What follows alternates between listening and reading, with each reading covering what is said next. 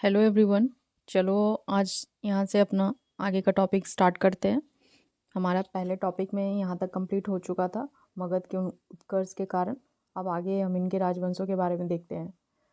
तो यहाँ से हमारा स्टार्ट होता है हर्यक वंश, जिसकी अवधि है 544 से 412 ईसा पूर्व तक, जिसके पहले शासक हैं बिम्बिसार, जिनकी अवधि है 444 से लेके 492 ईसा पूर्व तक।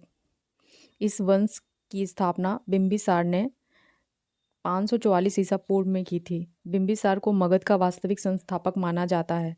बिम्बिसार ने विवाह नीति द्वारा साम्राज्य विस्तार को प्राश्रय दिया। उसकी पहली पत्नी कौशल देवी कौशल की राजकुमारी थी। इस वंश से उसे दहेज उपहार में काशी का क्षेत्र प्राप्त हुआ। उसकी दूसरी पत्नी चेलना थी। चेलना लिच्छवी के राजा चेटक की पुत्री थी।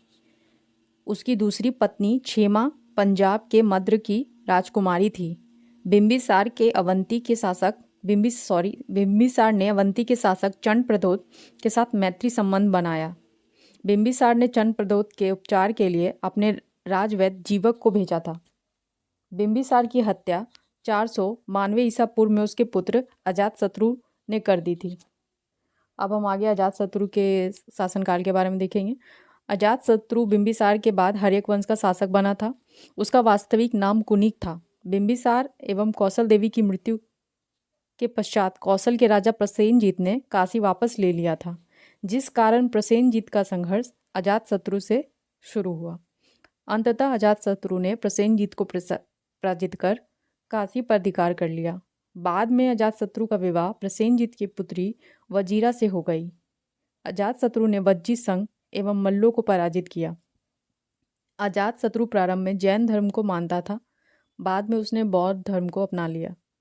अजातशत्रु ने 1883 ईसा पूर्व में राजगीर की सप्तकर्णी गुफा में प्रथम बौद्ध संगीति का आयोजन करवाया। ध्यान दीजिएगा, प्रथम बौद्ध संगीति अजातशत्रु के काल में 483 ईसा पूर्व में हुई थी। यह प्रथम बौद्ध संगीति था।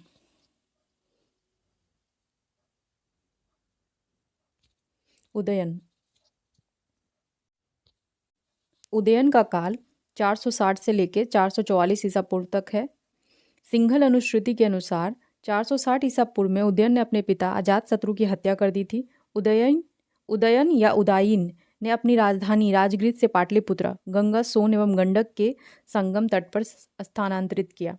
उदयन के 3 पुत्र थे, अनुरुद्ध, मुंडक एवं नागदशक। नागदशक इस वंश का अंतिम शासक था। हर्यक वंश को पितहंता वंश भी कहा जाता है। शिशुनाग ने ही नागदशक की हत्या करके शिशुनाग वंश की स्थापना की थी। अब आगे हम शिशुनाग वंश देखेंगे। शिशुनाग वंश 412 से लेके 344 ईसा पूर्व तक। शिशुनाग ने हर्यक वंश की जगह शिशुनाग वंश की स्थापना की।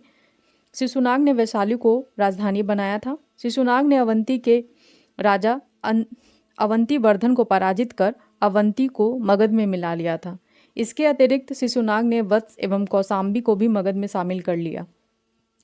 394 ईसा पूर्व में शिशुनाग की मृत्यु के बाद कालाशोक मगध का शासक बना। पुराणों में उसे काकवण कहा गया है। कालाशोक के समय मगध की राजधानी पुनः पाटलिपुत्र हो गई थी। ध्यान दीजिएगा, पहले राजधानी राजगीर थी और कालाशोक के समय में राजधानी पाटलिपुत्र हो गई थी। इसके बाद उदयन पाटलिपुत्र की जगह पाटलिपुत्र को ही अपनी वो प्रथम राजधानी घोषित करेगा। कालाशोक ने 383 ईसा पूर्व में वैशाली को द्वितीय बौद्ध संगीति का आयोजन कराया।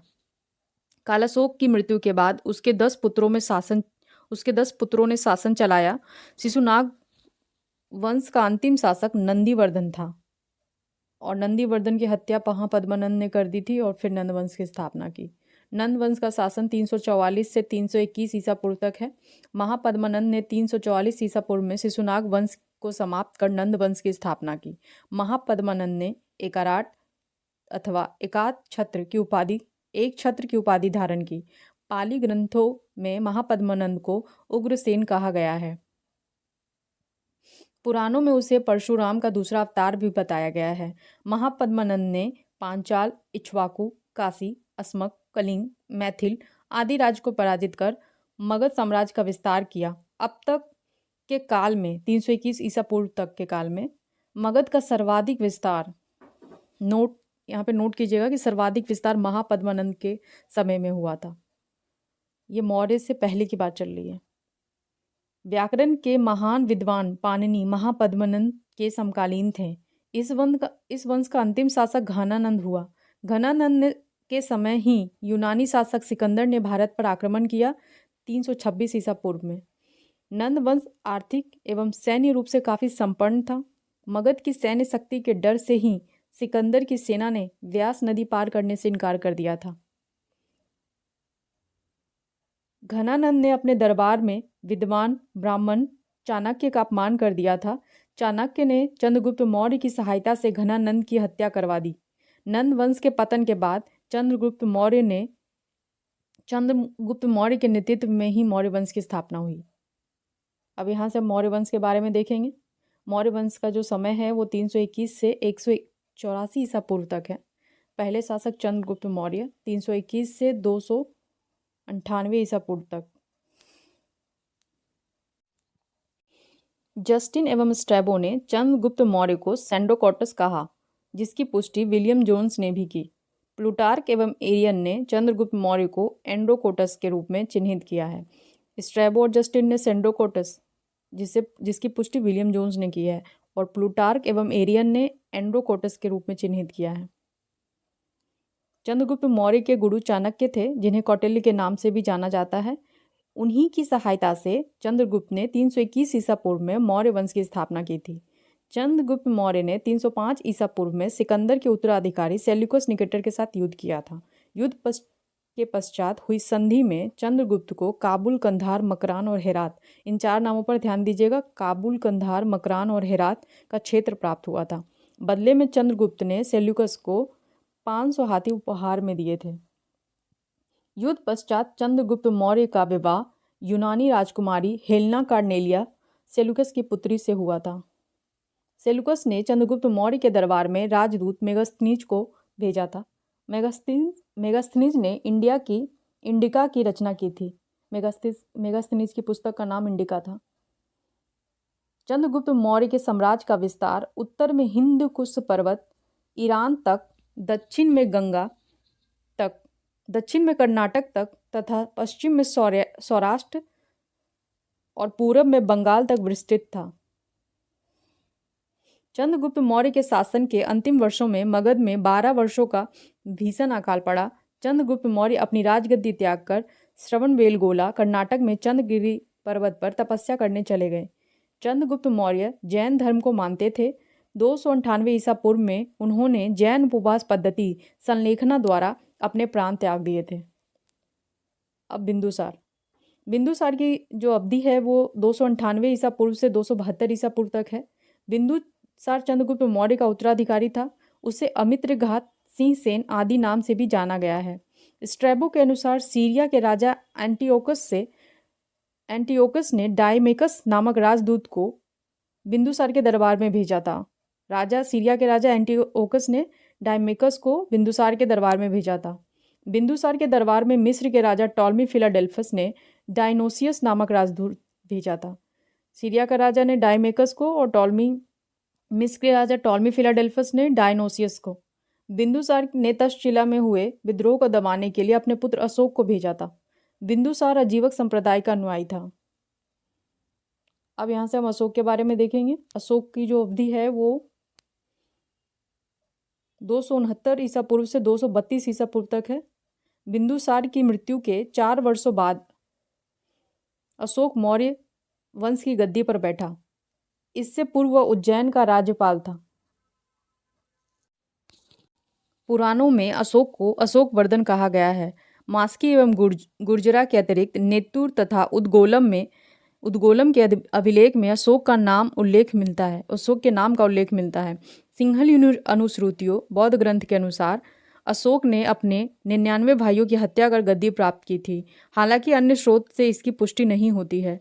अशोक ने अपने शासन के 90 वर्ष कलिंग युद्ध 261 ईसा पूर्व की बात चल रही है। 90 वर्ष कलिंग युद्ध किया तथा कलिंग को मध्य में सम्मिलित कर लिया था, क्योंकि वो 269 में गद्दी पर बैठा था, मौर्य वंश की गद्दी पर, इसलिए 9 वर्ष उसमें से माइनस करेंगे तो 261 ईसा पूर्व तक।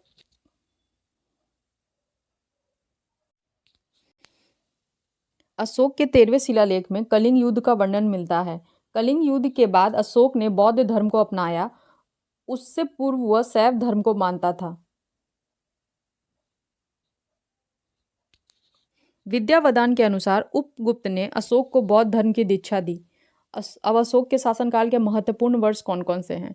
तो 9वें वर्ष अशोक ने क्या किया? उसके शासनकाल के 9वें वर्ष कलिंग युद्ध किया। 10वें वर्ष में बोध गया की यात्रा की। 12वें वर्ष में निगाली सागर की यात्रा की। 13वें वर्ष में धम्म का शिलालेखों में अंकन। 14वें वर्ष में धम्म महामात्रों की नियुक्ति और 20वें वर्ष में लुम्बिनी की यात्रा की। और अशोक ने कर घटाकर 1/8 कर दिया था। अशोक ने लुम्बिनी की यात्रा करते समय वहाँ पे जो कर की मात्रा है वो 1/8 कर दी थी। अशोक ने बौद्ध धर्म के प्रचार के लिए अपने पुत्र महेंद्र एवं पुत्री संघमित्रा को श्रीलंका भेजा था। अशोक ने तीसरी बौद्ध संगीति का आयोजन पाटलिपुत्र में करवाया था। अशोक ने लगभग 37 वर्षों तक शासन किया। उसकी मृत्यु 232 ईसा पूर्व में हो गई। अशोक के बाद उसके 10 उत्तराधिकारियों ने शासन किया। ये उत्तराधिकारी कुणाल, बंधुपालित, इंद्रपालित, दशोन, दशरथ, संप्रति, शालीशुक, देवधार्मन, शतधनुष और बृहद्रथ थे। मौर्य वंश का अंतिम शासक बृहद्रथ था। मौर्य वंश का शासनकाल 137 वर्षों का था। अब यहाँ से मौर्य प्रशासन के बारे में देखेंगे। मौर्य प्रशासन। मौर्य काल में केंद्रीय प्रशासन की स्थापना की गई थी। इस व्यवस्था में राजा संपूर्ण व्यवस्था के शीर्ष पर होता था। राजा में प्रशासनिक, सैनिक एवं न्यायिक शक्तियां निहित थी। मौर्य काल में साम्राज्य का विभाजन देश यानी केंद्र, प्रांत, विषय, ग्राम में किया गया था। केंद्रीय प्रशासन में राजा के सहयोग के लिए अमात्य एवं तीर्थ होते थे। कौटिल्य के अनुसार प्रमुख तीर्थ अधिकारियों की संख्या 18 थी। जो अमात्य थे वो प्रशासनिक अधिकारी थे और जो तीर्थ थे वो उच्च अधिकारी होते थे। तो जो उच्च अधिकारियों की संख्या थी वो 18 थी और जिनमें से प्रमुख अधिकारी इस प्रकार हैं। समाहर्ता राजस्व विभाग का प्रधान होता था। सन्निधाता राजकीय कोषाध्यक्ष का प्रधान होता था। सीताध्यक्ष राजकीय कृषि विभाग का प्रधान था। पांड्याध्यक्ष वाणिज्य विभाग का प्रधान। अक्षपटलाध्यक्ष महालेखाकार होता था। सैन्य विभाग का अध्यक्ष सेनापति होता था। मौर्य काल में 4 प्रकार के सेना उपलब्ध थी: पैदल सेना, हाथी सेना, घुड़सवार सेना तथा रथ सेना। न्याय व्यवस्था राजा के अधीन थी, लेकिन राजा के बाद न्याय व्यवस्था न्यायाधीश द्वारा देखा जाता था।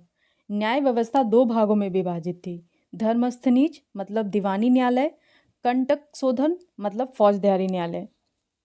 गुप्तचर व्यवस्था के अंतर्गत प्रमुख गुप्तचरों को गुड़ पुरुष कहा जाता था। अर्थशास्त्र में जासूसों को चर कहा जाता था। गुप्तचर व्यवस्था 2 प्रकार की थी। पहली व्यवस्था संस्था और दूसरी व्यवस्था संचार। संस्था व्यवस्था थी वो एक स्थान पर रहकर गुप्तचर कार्य करती थी, और संचार व्यवस्था थी उसमें घूम घूम कर गुप्तचर का कार्य करना होता था। ठीक है, अब इसमें एक चीज ध्यान देने वाली बात यह है कि अर्थशास्त्र में जासूसों को चर कहा गया है, और इस व्यवस्था में जो मौर्य प्रशासन के अधीन जो व्यवस्था है उसमें गुप्तचरों को गुड़ पुरुष कहा गया है। मौर्य प्रशासन 5 प्रांतों में विभाजित था। प्रांतों का शासन राजकुमारों द्वारा संचालित किया गया जाता था। उदाहरण के लिए अवंती का राज्यपाल अशोक हुआ करता था। उत्तरापथ तक्षशिला वाले एरिया में, दक्षिणापथ को स्वर्णगिरी वाले एरिया को दक्षिणापथ कहा जाता था। पाटलिपुत्र एरिया प्राच्य भूमि जो प्रांतों में बटी थी वो उन प्रांतों का नाम है। ये उज्जैनी अवंती प्रांत और तोसली कलिंग प्रांत। प्रांतों का विभाजन विषय के रूप में किया गया था। विषय का प्रधान विषयपति या प्रादेशिक कहलाता था। विषयों का विभाजन ग्राम के रूप में किया गया था और ग्राम का प्रधान ग्रामी कहलाता था। 10 गांवों के समूह के प्रमुख को गोप कहा जाता था। नगर प्रशासन का संचालन 6 समितियों द्वारा किया जाता था। मेगास्थनीज के अनुसार सभी समितियों में 5 सदस्य होते थे, अर्थात कुल 30 सदस्यों द्वारा नगर का संचालन किया जाता था। अर्थव्यवस्था। मौर्य काल में राजकीय आय का स्रोत कृषि, उद्योग एवं व्यापार था। सर्वाधिक आय कृषि से प्राप्त होती थी। कृषि पर 1/6 कर प्राप्त किया जाता था। सरकारी भूमि को सीता भूमि कहा जाता था। उद्योग एवं व्यापार में 1/10 कर प्राप्त किया जाता था। कृषि पर 1/6 मतलब 6 का 1 भाग, और उद्योग पर 1/10 मतलब 10 का 1 भाग।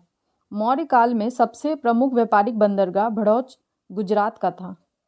करों की चोरी के संदर्भ में मृत्यु दंड का प्रावधान था, लेकिन इसका प्रमुख जो टॉप पॉइंट है वो ये है कि मौर्य काल में सबसे प्रमुख बंदरगाह भड़ौच गुजरात था मौर्य काल के पीरियड में। अब सामाजिक व्यवस्था देखेंगे। सामाजिक व्यवस्था कौटिल्य के अनुसार मौर्यकालीन समाज ब्राह्मण, क्षत्रिय, वैश्य, शूद्र और 4 वर्गों में विभाजित था। मेगास्थनीज के अनुसार मौर्यकालीन समाज 7 वर्गों में विभाजित था। मौर्यकालीन समाज 7 वर्गों में विभाजित था, लेकिन जो इनका समितियां, नगर संचालन के लिए जो समितियां थी वो 6 समितियां बनाई गई थी। मतलब ये दोनों अलग अलग पॉइंट हैं, तो इन पे थोड़ा ध्यान रखना है।